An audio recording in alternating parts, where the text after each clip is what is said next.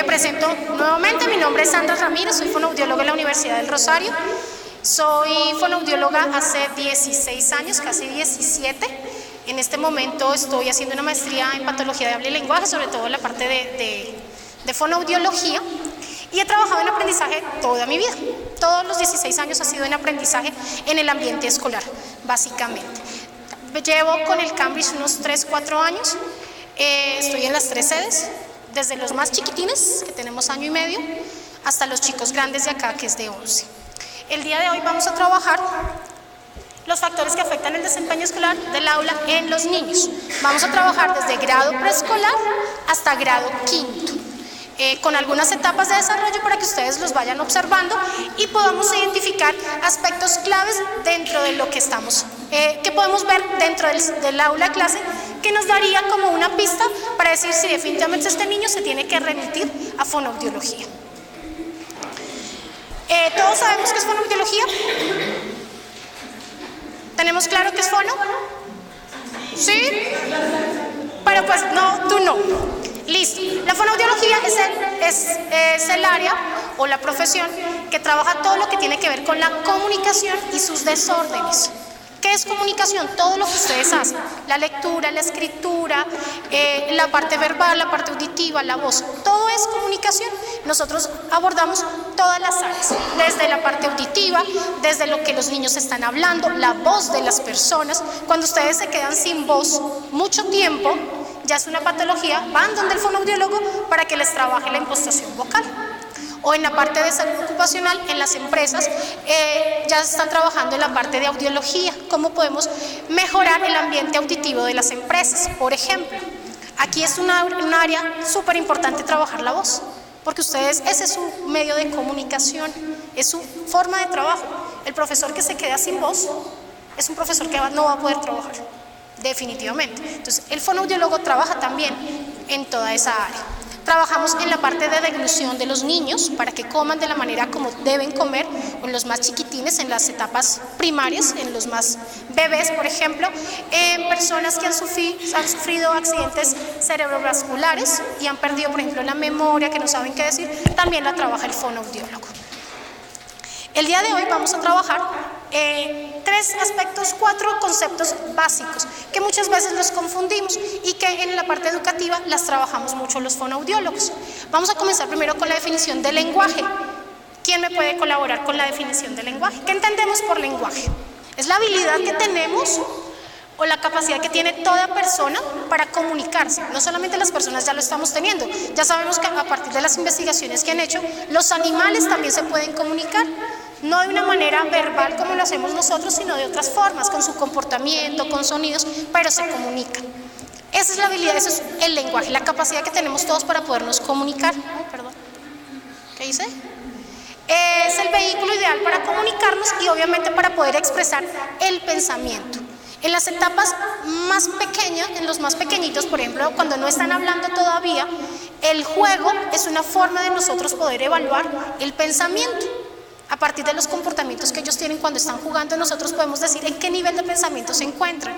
Cuando los niños ya comienzan a hablar, nosotros ya podemos hacer, a partir del lenguaje, poder evaluar el pensamiento.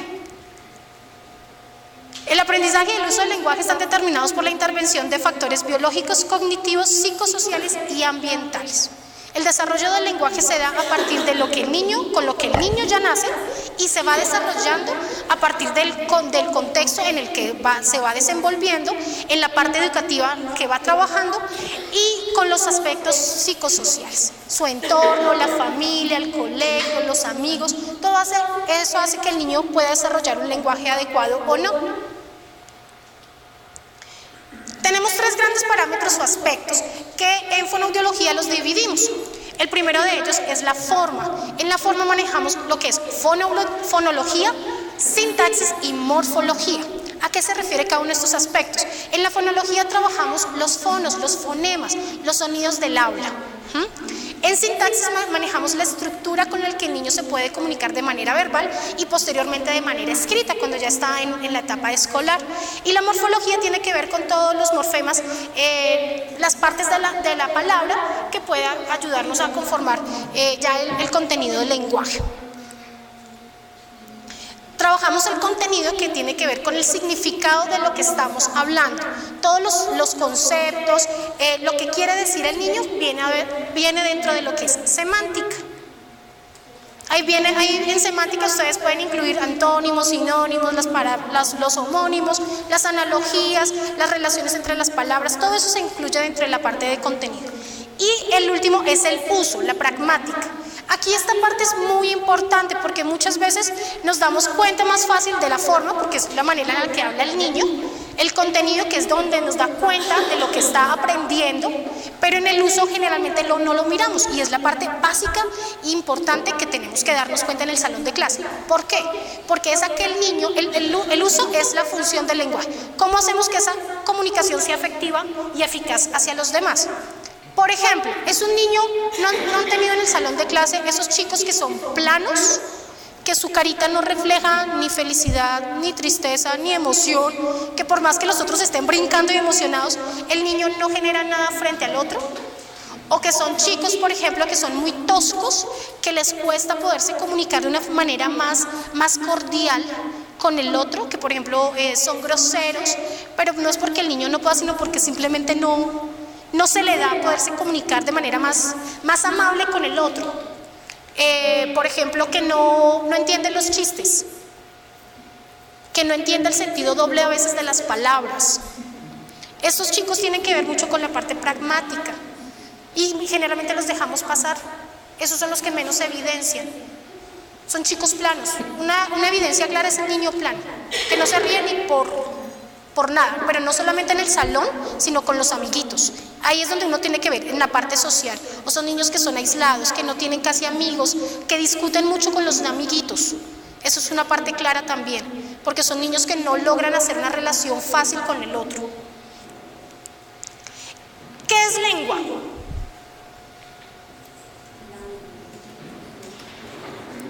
Señoras, por ahí escuché, no alcancé.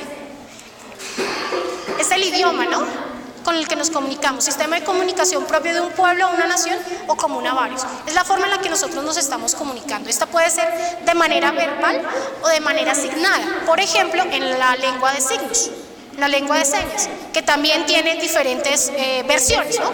Está la lengua de señas colombiana, la americana, la inglesa, la española. Ellos también tienen un lenguaje diferente, una lengua distinta a la que usamos nosotros. Definición de habla. Esta la confundimos muchas veces con el lenguaje. No sabes que tiene que ir a terapia del lenguaje, pero se quieren referirse a la terapia de habla, porque es el proceso neuromuscular que utilizamos para la producción y organización de lo que queremos comunicar. ¿Sí? Entonces, muchas veces no es que el niño no necesita terapia porque habla bien, pero pues puede ser que articulatoriamente produzca los sonidos que tiene que producir, pero a nivel de lenguaje, que eran los tres aspectos que vimos, puede tener fallas. Ya vamos a ver en qué aspectos específicamente. En el habla miramos es que todos los sonidos que esté produciéndolos de manera adecuada. Es donde vemos los chicos, por ejemplo, de la R, que es como el fonema como más común en etapas escolares. Necesita una planificación y ejecución de secuencias motoras muy específicas. Poder producir una R o poder decir bra es una organización neuromuscular muy compleja. Por eso se desarrolla en las últimas etapas de la edad preescolar y no se desarrolla a los 2, porque todavía no tenemos la madurez para poder realizarlo. En esta parte de habla también estamos mirando todo lo que son cualidades de voz, el timbre, la intensidad del volumen con que utilizamos nuestra voz y la entonación, todo lo que son rasgos suprasegmentales del habla.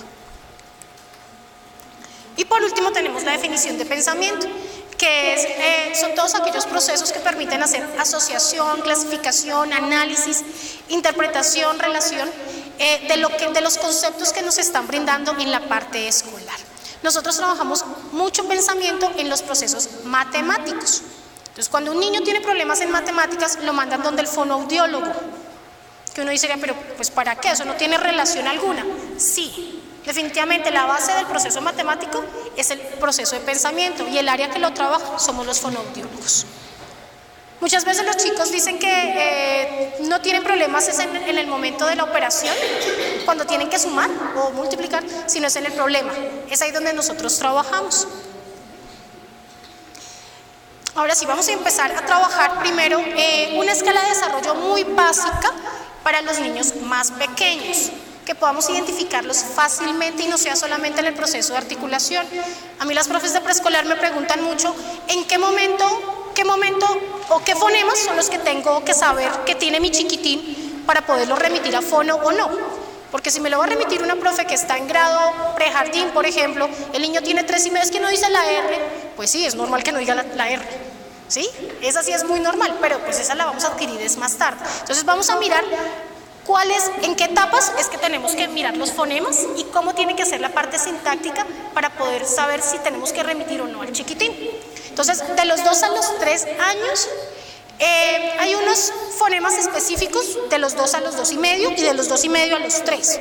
Entonces, hasta los 2 y medio debe tener ya listas las vocales M, P, B, T, K, N y la G. Es lo más básico que debe tener. Es un chico que ya debe estar produciendo 50 palabras como mínimo. A los 2 años, 50 palabras. Si a los 2 y medio no, a los 2 y medio ya debemos tener más de 300. Después de los 2 y medio, además de los fonemas que tenemos arriba, ya está diciendo D, F y S. Y el vocabulario obviamente es mucho más amplio, porque ya está en una etapa, ya está empezando, algunos están empezando la etapa escolar, ya está en jardín, ya está aumentando su vocabulario, ya está mejorando las relaciones, entonces sí debe tener.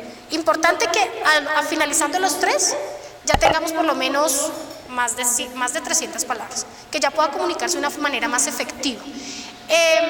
Importante, las frases. En ese momento las frases que vamos a solicitar para esos niños son frases cortas, pero que tengan sentido y sean cohesivas.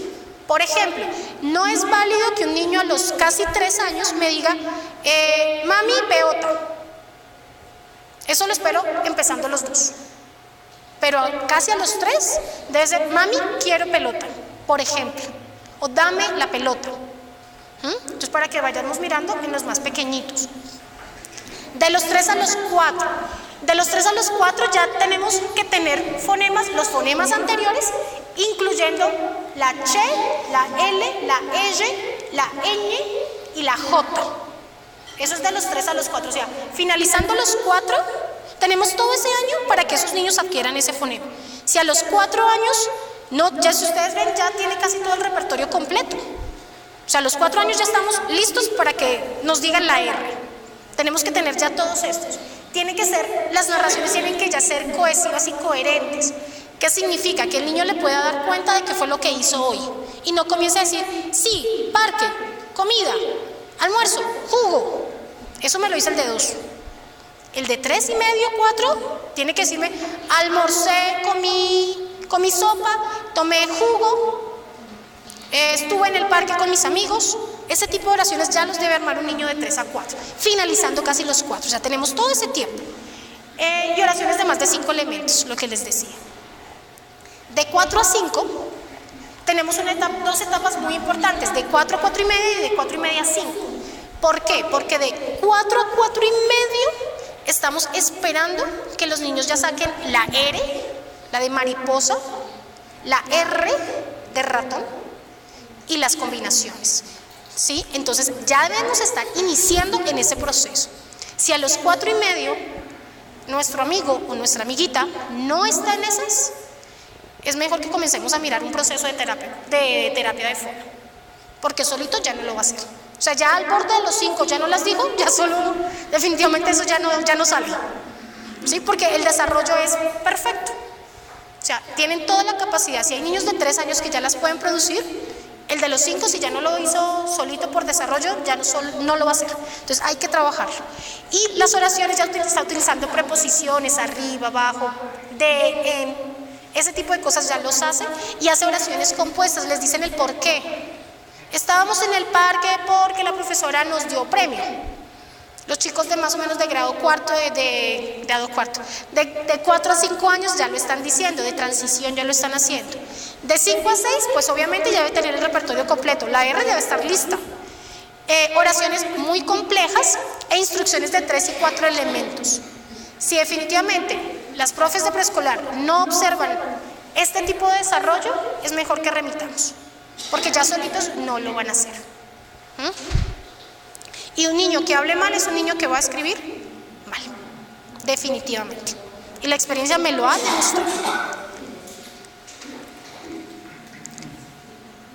Eso es en cuanto a la parte como de expresión y de articulación específicamente. Pero hay otros aspectos que muchas veces dejamos pasar en los niños más pequeños y en los niños de grado primero, bueno, los de primaria, pues ese sería como lo más notorio. Y es el aspecto ya del lenguaje como tal. A veces me dicen, no, pero es que el niño habla bien, ¿por qué necesita terapia de fono? Vamos a ver a partir de esto por qué es que necesita la terapia de fono.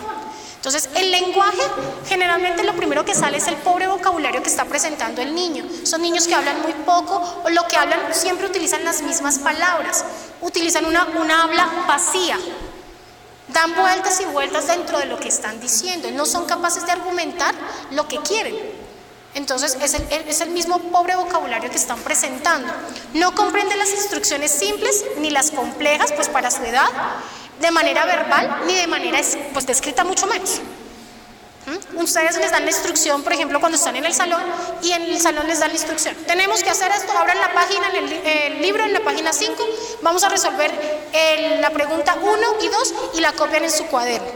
El pobre chiquitín que tiene estas dificultades se queda, abran su libro. Y ahí nos quedamos. Y ustedes lo observan claramente en el salón de clase. Entonces generalmente lo que uno dice, no, es que el niño es lento, que tiene un procesamiento fuera de lo que se le está pidiendo, que el nivel, o que se distrajo. Muchas veces no es que se distraiga, es que no entendió la instrucción. En los exámenes, y se ve clara, cuando estábamos en los exámenes de primer trimestre, lo vemos, son niños que no entienden. Por más que leen y leen, el pobre no entendió ni jota lo que tenía que hacer en el escrito. Y el problema es que ya se hace el examen. O sea, uno ya no le puede decir, no, mira, es que tienes que hacer esto como ustedes lo hacen en clase. En el examen le tocó defenderse solo. Pero sí es muy claro, si no lo tienen verbal, mucho menos escrito. Responden cosas diferentes a lo que ustedes se están preguntando. Y pasa mucho, por ejemplo, en preescolar. Salen con cosas super X. Que uno está hablando y salen hablando de otra cosa totalmente distinta. Entonces son niños que no tienen cohesión dentro de lo que estamos hablando. Coherencia. Estamos hablando animales, por ejemplo en biología estamos hablando de los mamíferos y salen hablando de otra cosa de lo que hicieron en vacaciones. Eso pasa mucho y a veces los dejamos pasar, pensamos que es el niño desatento. Dificultades para relacionar conceptos que ya han aprendido previamente. Si ustedes están trabajando un tema y el tema anterior tenía que ver con esto y ustedes lo traen a colación y el niño no sabe, es porque no entendió por qué este tenía que estar relacionado con este. Es importante poder identificar ese tipo de casos y ellos de manera verbal se los dicen. No, es que ustedes les preguntan y salen con otra cosa que no tenía que ver con el tema, que no está relacionado con lo que estamos hablando y con el tema no lo relaciona con lo que ya habíamos visto. Por ejemplo, en los problemas de matemáticas. Ahí se ve mucho más claro, ya lo vemos en el proceso de pensamiento. No logran justificar las respuestas precisamente porque tienen bajas habilidades en el vocabulario y obviamente no pueden describir ni definir una palabra. Generalmente los niños, cuando se les coloca una definición de un concepto, niños hasta los 6 años que definan un concepto de manera funcional, está súper. Estamos todavía dentro de lo que estamos esperando. ¿Qué es un carro? Es el que nos lleva a un lugar o a otro. Incluso, ¿qué es un amigo? Es el que juega con nosotros. Para un niño hasta los 6 está muy bien. Pero que me diga eso un niño de 8 o 10 años, que es el amigo con el que juego, pues ahí sí ya no estamos dentro de lo que estamos pidiendo. La idea es que de la definición es que sea un concepto de la clase a la que pertenece la palabra, la funcionalidad y la parte de las características del concepto.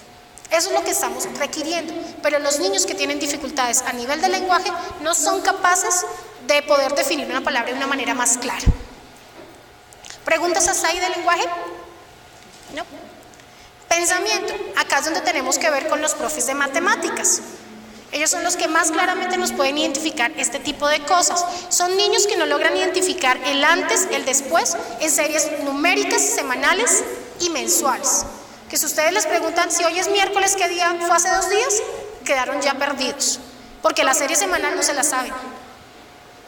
Que me lo diga un niño de transición, pasado. Primero, pues ya no es tanto. O las series numéricas. Antes del 5, después del 8, si los niños no saben resolver ese tipo de problemas tan sencillos, la resta va a ser muy dificultosa. No van a poder devolverse en el tiempo para poder saber qué número es el que está antes o después, cuando estén en ese proceso.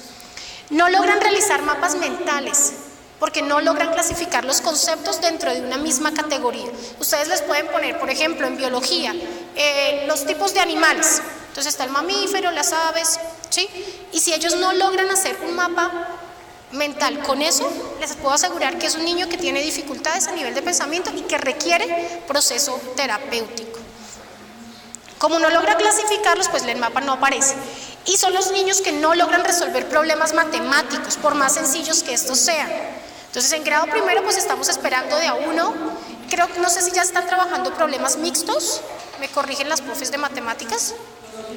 En grado segundo, Martica, ¿que están trabajando en matemáticas? Problemas mixtos no. ¿Pero en todo el año no lo trabajan? Sí. El tercer trimestre, el segundo trimestre. Ya te estamos mixtos. En la situación problema. Es ahí donde está el problema. Valga la redundancia. ¿Sí? Es ahí. No es porque el niño no sepa hacer la operación matemática.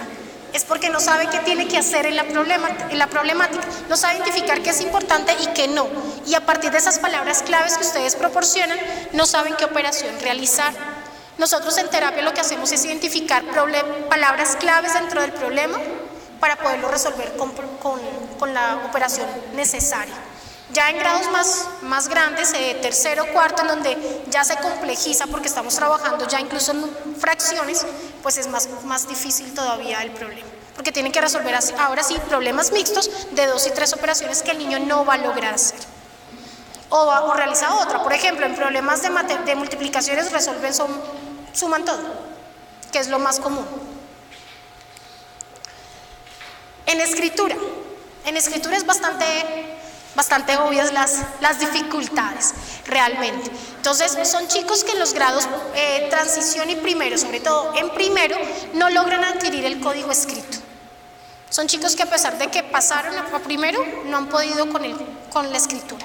Son chicos que realizan muchas omisiones, sustituciones, inversiones que ya no son adecuadas para su edad. Entonces, el del caso que pone Andrea, el de la B y la D, si es un chico de transición que todavía confunde la D y la B, digamos que todavía estamos dentro del proceso de adquisición. Pero es un chico de segundo que todavía sigue confundiendo, segundo, tercero, cuarto confunde todavía D y B, es un problema netamente de fono. Señora. Ya lo miramos, ahorita al final hablamos de ese tipo de casos, profe, y vamos mirando qué estrategias podemos utilizar. No escribe con coherencia y cohesión en sus escritos, son escritos vacíos, escritos cortos, que incluso son oraciones sueltas. Si ustedes les dicen, háganme en un párrafo, en grado segundo, porque en primero digamos que estamos como en ese proceso, en grado segundo ya estamos trabajando coherencia y cohesión dentro de los escritos y todavía sigue escribiendo frases cortas, es un niño que requiere realmente trabajar fondo, porque verbalmente puede estar haciendo lo mismo. Y une o separa las palabras de manera inadecuada. Son las hormiguitas que ustedes ven pasar por el cuaderno todo el tiempo. Son esos tipos de chicos que en grado transición es todavía normal. Pero si estamos en grado primero, mitad de año y segundo, eso ya no es normal. Digamos que en lo que habíamos hablado contigo, Nubia, en grado primero, digamos que el primer trimestre están como en adaptación de transición a primero y podría ser normal. Pero si ya estamos después del primer trimestre, el niño no se ha adaptado, no ha procesado la información como lo tiene que hacer, hay que trabajarle mucho más la discriminación auditiva, que es la que estamos trabajando para que pueda segmentar las palabras de una manera adecuada. Acá no hay reloj. En la parte de lectura, como no tenemos proceso lectoescrito, pues el lector todavía tampoco lo tiene. Niños de grado primero, segundo, ¿sí? En este caso pues sería primero, ya no pasaría a segundo, pero si no tiene un proceso de lector realmente adecuado para lo que debe tener. Son niños que todavía leen muy despacio para la etapa en la que están. Por ejemplo, niños de segundo, que todavía lean de manera silábica, hay que trabajarles. Niños de primero que lean silábicamente después de mayo, hay que trabajarles. Normal en transición, pero pues ya de segundo para arriba eso ya no es normal. Niños que todavía confundan mucho las letras, la B y la D vuelve a aparecer, las sílabas inversas, van a leer trabajo y leen tarbajo, por ejemplo, confunden la L con la ñ, esa es una sustitución bastante común en los chicos. Escriben gallina en vez de gallina, o escriben el pacho en vez de pollo, por ejemplo pollo, y escriben pocho. También son omisiones y sustituciones que debemos tener en cuenta desde grado primero. No comprenden lo que leen, pues si leen silábicamente, pues mucho menos. Y lo he visto en niños de tercero. El silabeado sí también lo he visto en tercero también. Y pues como leen tan mal de manera oral, pues obviamente la comprensión nunca va a aparecer por ninguna parte. Son chicos que por más que ellos se esfuercen, no lo logran hacer. Por más que se le trabaje, la profe de español les trabaje ciertas cosas, no lo van a lograr hacer ya solitos, porque para eso tuvieron todo el grado transición, todo el grado primero, y ya estamos en segundo y seguimos con estas dificultades, eso ya no se logra solito. Entonces hay que fortalecerlos en esa parte. ¿Qué podemos hacer? O sea, ¿cómo se hace el proceso de remisión frente a este tipo de niños? Cuando ustedes los identifican en el salón, la idea es que podamos identificarlos no solamente en una sola clase, sino que lo vean también otros profes y que estemos todos de acuerdo, porque a veces es que al niño no le gusta la clase, entonces es donde se porta mal, donde supuestamente no entiende, pero sí que podamos estar en consenso por lo menos 2 o 3 profesores y podamos realizar la remisión a psicología, sobre todo en primaria. Ya cuando ustedes identifican el caso, lo remiten a psicología o hablan con la coordinadora en las reuniones de nivel. Ese caso ya hablan con los padres de familia y me lo remiten a mí directamente. En caso de preescolar, por ejemplo, que estoy como más pasando por preescolar constantemente, es más que me comenten a mí el caso y pues así hacemos como un recorrido un poquito más fácil, porque pues allá es un poco más pequeño. Importante esos niños que no entienden lo que se les está explicando, profesor, porque son los niños que pasan de largo y siguen pasando de nivel y no se les identifican las dificultades que tienen. Cuando son dificultades a nivel de lenguaje, de lectura y escritura, pues son notorias. Ustedes los identifican fácilmente porque no escriben, no leen, no entienden lo que escriben, digamos que eso es más fácil. Pero cuando son procesos de pensamiento y de lenguaje, son un poquito más solapados frente al comportamiento. ¿Sí? Son muchas veces chicos que se mueven mucho en su salón, que tienden a distraerse fácilmente, pero es que no les están entendiendo lo que ustedes les están diciendo. Y no es por el idioma, porque también pasa en el área de español y en el área de matemáticas, que es la que está en la lengua materna. Si el profesor de matemáticas y el profesor de español están teniendo dificultades con ese mismo niño, es muy posible que sea un niño que hay que remitir a terapia. Muy posible, es casi seguro. Entonces no dejen de pronto pasar esos casitos que ustedes ven, no, pero es que es porque es muy necio. Mírenlo bien, pregúntenle al otro compañero si de pronto ese niño también se porta mal en su clase, no está entendiendo por más que ustedes le expliquen la instrucción nuevamente, por más que de pronto les hagan dibujitos y el niño siga sin entender, es un chico que necesita proceso de lenguaje. Esos son los que se solapan. Entonces sí hay que tener muy en cuenta eso. Ahora sí, profe, con mucho gusto te respondo tu pregunta.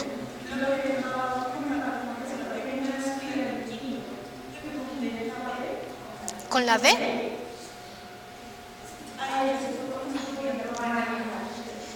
Bueno, específicamente, ¿quién es? ¿Es nueva?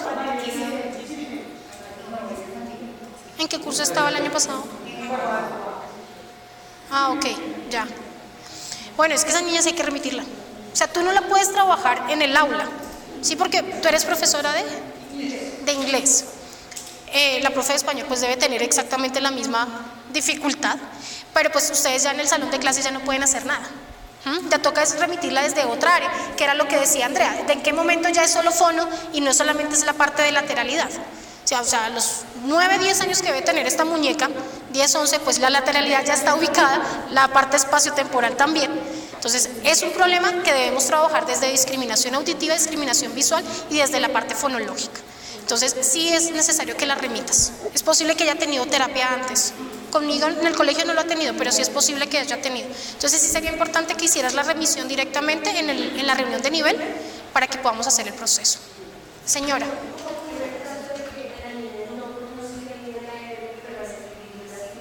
Es posible, sí, es muy posible. Hay chicos que son muy habilidosos y han logrado poder discriminarla cuando la discrimina otra persona, cuando la habla otra persona, o que han podido identificar ya las palabras. Pero son casos muy contados, no es la generalidad. Sí es posible, pero no es la generalidad. Generalmente el niño que no dice la R en grado primero, segundo, dice el calo, escribe calo. El cajo es acá atrás. Sí, es muy posible que sí haya podido desarrollarlo porque su proceso escrito es bueno, ¿sí? Pero son casos contaditos. Pero sí hay que remitirlo por la R. Sí, ¿de tu curso? Entonces B. Es que hoy vi uno de C. La profe de C, ¿quién es tú? Hoy vi a Andrés. Sí, él la dice atrás. Él le vibra son las cuerdas vocales y no la lengua. Entonces a ese amiguito sí ya vamos a hacerle el proceso. Pero sí es muy probable. O sea, no es la generalidad, pero sí, si es un niño que escribe muy bien, que su proceso escrito es bueno, lo puede coger, pero si no, no.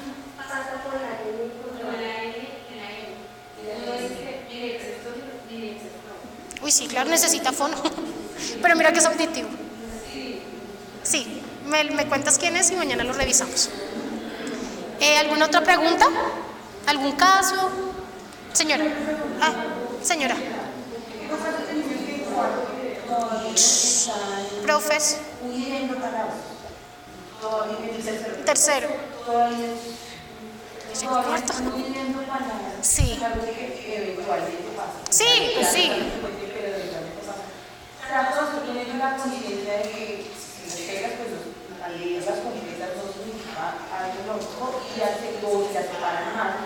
Las palabras que se separan tampoco tienen un significado lógico. Pero aún así tengo niños que persisten. Si siguen, si es una situación de terapia, o sea, si en el momento que tú le haces la aclaración y haces el ejercicio y ellos entienden que si van a escribir, por ejemplo, pues además que son con palabras generalmente de trisílabas, no son con bisílabos. Sí, por lo que él es, generalmente es un monosílabo. Pero si tú le haces la aclaración, ellos lo van entendiendo. Pero si tú, algunos sí, la generalidad. Pero si son niños que persisten en la dificultad, no solamente en ese está, sino en otras más largas, si es un niño que debes remitir, que necesita ya un proceso terapéutico, específicamente, porque debe tener dificultades en discriminación auditiva. Y en procesos de lenguaje es posible que lo tenga también. Señora, Bárbara. Ya te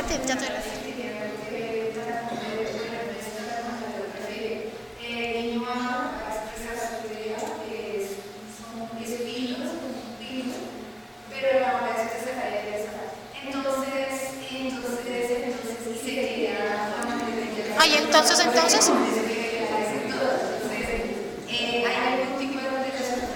No. Digamos que es normal dentro del proceso verbal. Son niños que no tienen todavía organizado su discurso y les cuesta como el trabajo de poder encontrar la palabra adecuada y poderla soltar. Si tú lo haces en una presentación, una exposición, generalmente son niños que se aprenden la exposición, ¿sí? Entonces uno se lo aprende de memoria y en el momento que se le olvidó una palabra, el resto de la retahíla se perdió. Entonces comienzan a buscarla y pues la encuentran y sacan el resto. Pero son niños que están organizando el discurso, ¿sí? Lo que hace uno es que lo trabajen primero en la parte escrita, tú organízalo y después a partir de los esquemas que tú puedes organizar, los vayas verbalizando. Creo que eso es lo que hacen los profes en cuarto. Rosita, ¿tú me corriges? Si están ustedes trabajando organización del discurso escrito en grado cuarto, ¿cierto que sí? Esa es la manera en la que yo terapéuticamente lo trabajo, pero pues acá en español lo hacen, pero es de esa manera. Ya la disfluencia como tal es en un discurso normal, en el que yo estoy hablando contigo y comienzo a trabarme en ciertas palabras. Generalmente son en monosílabos o comienzo con el tartamudeo en la primera palabra. Elefante. ¿sí? Ese tipo de cosas, pero es algo muy constante. Si solamente es cuando te está dando a ti, te está dando la argumentación frente a un tema, no, es más de organización del discurso, más que la disfluencia. Diana. Dos cositas.